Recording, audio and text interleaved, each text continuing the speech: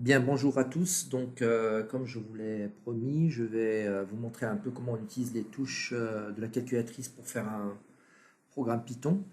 Donc, sur vos calculatrices, évidemment, si vous allez sur menu, hein, vous avez tout ça.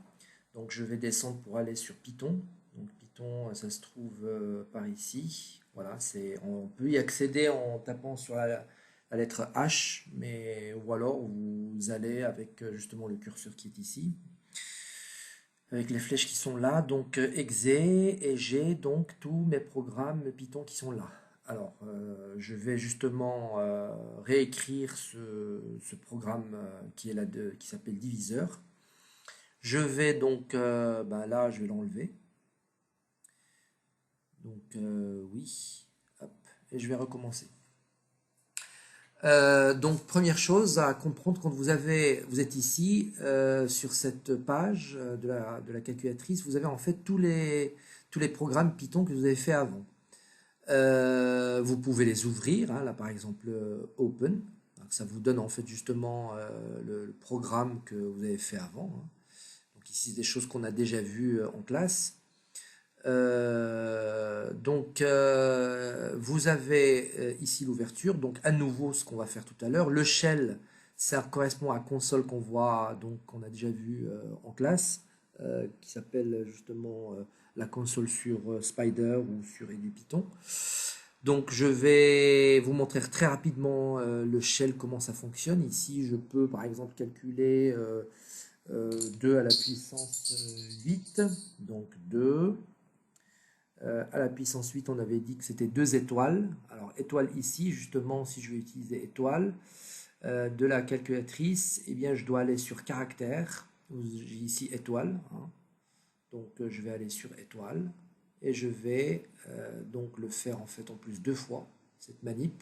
Parce que j'ai une première étoile, caractère, hop. Et étoile ici aussi. Voilà. Donc 2 puissance, j'avais dit 5, n'importe, hein. 8, alors exe, et ça vous donne donc 32. Donc je vous ai dit que justement le shell ou la console, ça, en fait, c'est comme une calculatrice puissante, d'accord? C'est ici qu'on va exécuter nos programmes Python. Là maintenant, on va aller dans l'éditeur de script, donc exit. Pour aller dans l'éditeur de script, il faut ouvrir justement, enfin peut-être pas ouvrir, mais si, c'est-à-dire que créer, on va dire, un nouveau programme, donc dans New ici, F3. Donc je vais taper par exemple diviseur. Alors taper diviseur, je dois aller sur la touche alphanumérique ici. Mais si j'appuie une seule fois et je tape, je vais dans D par exemple qui est ici, et ben en fait, vous avez remarqué que, alors je retape, voilà, je vais dans D, bien en fait ça me marque un D déjà majuscule. Donc si vous voulez passer minuscule majuscule, c'est la touche F5, et d'autre part ça s'est désactivé. Donc l'idée c'est que je recommence parce que je veux un D, je préfère un D minuscule, hop, par exemple là. Je vais donc faire Shift Alpha. Ça va utiliser ce qui est écrit ici en cette couleur marron, d'accord, ou jaune. Donc alloc, ça veut dire que je verrouille justement cette touche. Elle va rester toujours en alphanumérique. Autrement dit, maintenant je peux utiliser toutes les touches rouges ici. Si je veux justement les touches minuscules, je vais basculer en minuscule ici en appuyant sur F5. Et maintenant, vous avez vu que le A est devenu minuscule ici. Donc, je vais écrire diviseur, donc D, I, V, I, S, diviseur. Alors le U, il est par là. R, diviseur. Et je fais exe. Et là, vous pouvez commencer par écrire votre programme Python. Donc là, ça c'est une fonction, on l'a déjà vu, hein, c'est une fonction qui va trouver la liste de tous les diviseurs d'un entier n. Donc, je vais commencer par écrire def. Donc, def, c'est des lettres qui se suivent en plus, hein, def, def. espace, space ici. Et donc, je vais écrire div de n, donc div d, div. Alors là, par contre, j'ai besoin de parenthèses. Soit vous désactivez la touche alphanumérique, soit vous allez sur caractères et vous allez ici, un certain nombre de caractères que vous pouvez utiliser. Donc là, j'ai besoin des parenthèses. Vous voyez, c'est un peu pénible à faire, mais on n'a pas le choix. Donc n, et je ferme la parenthèse en allant toujours au même endroit. Donc, je ferme la parenthèse. Et j'ai div de n. J'oublie pas les deux points. Les deux points, il n'y en a pas ici directement. Donc, il faut que j'aille sur encore caractère pour trouver les deux points. De l'indentation, on a déjà parlé. Hein. Donc, hop. Et exé. Je fais entrer. Vous avez compris que quand on fait entrer, il y a un décalage qui s'effectue automatiquement. Quand il y a une indentation. Et ce décalage, il faut le retenir, ça correspond à deux espaces. C'est bon de le savoir. Donc, ça correspond à deux espaces. Et donc, je vais taper tout ça. Alors, c'est un peu long, for i in range. Il y a la possibilité d'utiliser justement le catalogue. Pour cela, j'appuie sur Shift et après catalogue. Et j'ai un certain nombre de, si vous voulez, de caractères qui sont déjà prédéfinis. Un certain nombre de fonctions aussi. Donc, for i in range, donc là, j'ai besoin de f. Donc, je tape f. Ne faites pas attention à minuscule, majuscule, parce que par défaut, c'est toujours minuscule. Hein. Il va toujours vous l'écrire ici en majuscule. Après, c'est à vous de chercher. Mais là, apparemment, f, ça ne suffit pas. Donc, je vais taper sur O. Je vais aller sur O ici. Appuyer sur la touche O, qui se trouve là. NO. Voilà, et là j'ai trois possibilités. Je vais évidemment prendre celle qui se trouve en fait ici, parce que j'ai deux arguments. Et ici, vous voyez bien que j'ai 1 et n plus 1. J'ai deux arguments. Donc je descends et je fais exé sur le for dont j'ai besoin. Hop, voilà. Je tape donc 1 et après n plus 1. Donc 1, c'est ici la touche 1. Ensuite, n plus 1. Là, j'ai besoin une seule fois la lettre, donc ça ne sert à rien de verrouiller. Et je vais appuyer sur n, plus 1. Je vais donc, jusqu'à la fin de la ligne, appuyer sur exé pour qu'il se mette au bon endroit. Deux décalages après le deuxième for qui est ici. Donc, if, alors if, ça ne vaut pas le coup d'aller dans catalogue, même si certainement ça doit y être. On peut taper if directement. Donc if, voilà, espace, donc n pourcentage i. Donc, n, alors, n se trouve ici. Pourcentage, il faut que je cherche. Si je ne trouve pas, il y a de fortes chances que dans caractère ça y est. Hop, je vais là, je vais le trouver ici, et exé. Donc n pourcentage quoi? Pourcentage i, il est là. Égal, alors égal, vous avez un égal qui se trouve ici. On peut utiliser shift en désactivant alpha ou alors en allant à chaque fois sur caractère, comme vous voulez. Alors si je désactive, l'intérêt de désactiver, c'est qu'il y a deux égales. Donc le problème, c'est que je suis obligé de quand même le faire deux fois parce que shift, ça se désactive automatiquement. Donc égal, égal, à 0. D'accord? Caractère pour les deux points. Vous voyez bien écrire un code Python sur la calculatrice, c'est quand même le parcours du combattant, mais on y arrive quand même. Vous êtes jeune, je suis sûr que vous allez taper plus vite que moi. Donc exé, deux décalages, deux espaces par rapport à ce if qui est là.